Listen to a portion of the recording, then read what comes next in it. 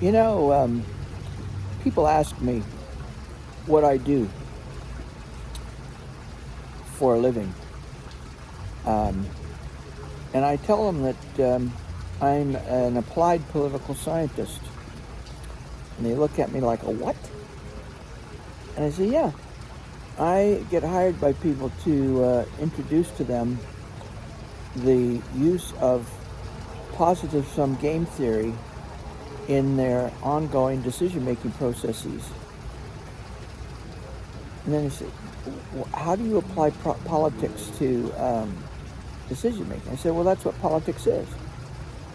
But the methodology of how you go about it is what's different.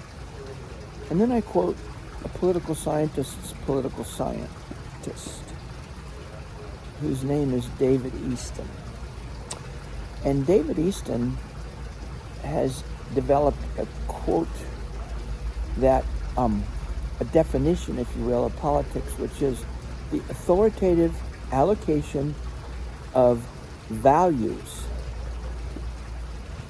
And if you think about that with regard to an organization, it's not just the values of how you treat each other, but it's also assets. It's the authoritative allocation of assets for the organization. David Easton's quote refers to the authoritative allocation of values to society. Well, an organization is its own society, and the decision-making that goes on a daily basis is political. But how you go about making decisions is its own choice. You can either choose to use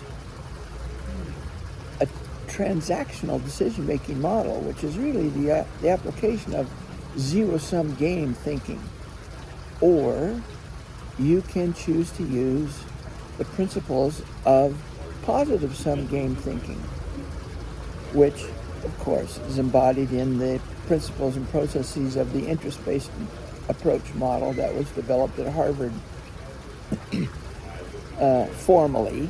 It's been around for a long, long time. We used it after World War II to change the cultures of Germany and Japan with the Marshall Plan, for example. So it's not much of an elevator pitch. It takes a bit more than a moment or 3 or 4, 5, 6, 7, 8, 10 seconds while you're in an elevator.